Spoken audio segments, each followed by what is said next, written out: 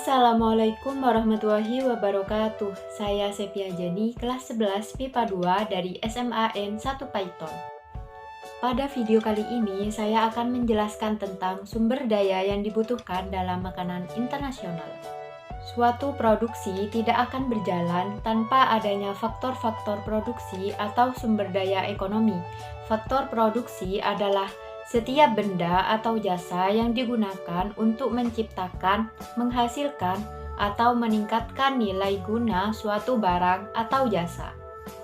Faktor-faktor produksi merupakan sumber daya ekonomi yang diperlukan untuk menghasilkan barang dan jasa. Faktor produksi dibedakan menjadi 4 macam. Simak terus videonya ya. Faktor produksi alam adalah segala sesuatu yang tersedia di alam yang dapat dimanfaatkan manusia untuk melaksanakan produksi. Faktor produksi alam yang digunakan untuk usaha makanan internasional adalah yang pertama, air. Air dapat digunakan untuk mencuci alat dan sebagai bahan makanan, memasak, dan untuk diminum. Kedua ada tanah. Tanah dapat digunakan sebagai lokasi usaha. Selanjutnya adalah iklim dan udara. Iklim dan udara sangat berpengaruh pada usaha makanan. Misalnya, untuk daerah dingin, buatlah makanan yang dapat menghangatkan tubuh. Sebaliknya, juga di daerah panas. Faktor produksi alam yang terakhir yaitu tumbuh-tumbuhan dan hewan. Tumbuh-tumbuhan dan hewan merupakan faktor produksi utama dalam usaha makanan internasional. Faktor yang dibutuhkan dalam usaha makanan internasional selanjutnya yaitu faktor produksi tenaga kerja. Faktor produksi tenaga kerja adalah segala kemampuan yang dimiliki manusia, baik jasmani maupun rohani yang digunakan dalam proses produksi. Faktor produksi tenaga kerja yang digunakan pada usaha makanan internasional adalah tenaga kerja jasmani.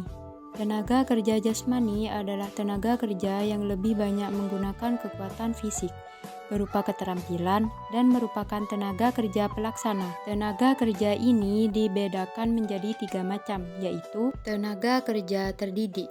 Tenaga kerja terdidik adalah tenaga kerja yang memerlukan pendidikan khusus sebelum memasuki dunia kerja, misalnya chef atau ahli masak. Selanjutnya, tenaga kerja terlatih. Tenaga kerja terlatih adalah tenaga kerja yang memerlukan latihan keterampilan sebelum memasuki dunia kerja, misalnya tukang masak. Tenaga kerja jasmani yang terakhir yaitu tenaga kerja tidak terdidik dan tidak terlatih. Tenaga kerja tidak terdidik dan tidak terlatih adalah tenaga kerja yang tidak memerlukan pendidikan dan latihan keterampilan sebelum memasuki dunia kerja.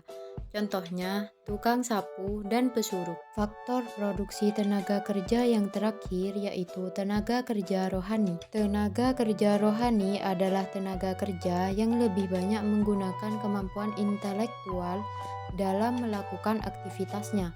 Contohnya, manajer pemasaran. Faktor yang dibutuhkan dalam usaha makanan internasional selanjutnya yaitu faktor produksi modal. Faktor produksi modal adalah setiap benda atau alat yang digunakan untuk menghasilkan barang atau jasa, ataupun dapat digunakan dalam proses produksi.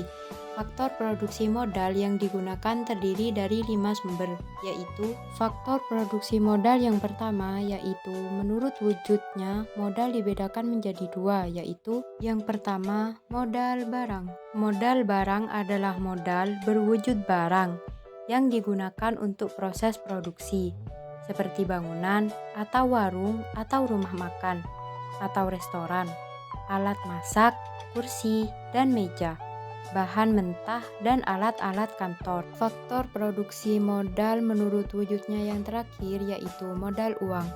Modal uang adalah daya beli modal yang berbentuk uang sebelum diubah menjadi modal barang seperti uang tunai, simpanan di bank, dan saham. Faktor produksi modal selanjutnya yaitu menurut fungsinya modal dibedakan menjadi yang pertama ada modal perorangan atau private capital. Modal perorangan adalah modal yang menjadi sumber pendapatan bagi pemiliknya.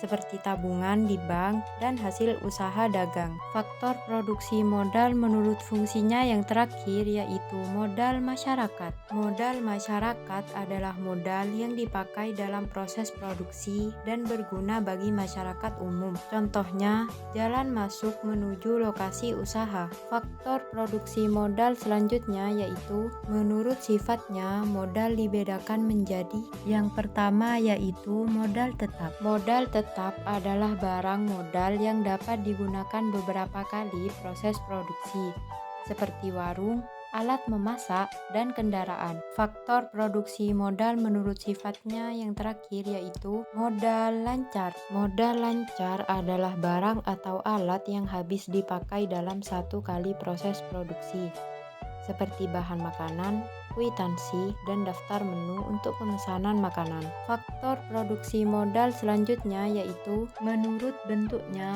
modal dibedakan menjadi yang pertama modal nyata atau konkret. Modal nyata adalah barang yang nyata atau berwujud yang digunakan dalam proses produksi. Contohnya, peralatan memasak dan bahan baku. Faktor produksi modal menurut bentuknya yang terakhir yaitu modal tidak nyata atau abstrak. Modal tidak nyata adalah barang modal yang tidak dapat dilihat tetapi dapat menunjang produksi. Contohnya keahlian dan kepercayaan dari orang lain. Faktor produksi modal yang terakhir yaitu menurut sumber modal, modal dibedakan menjadi yang pertama yaitu modal sendiri.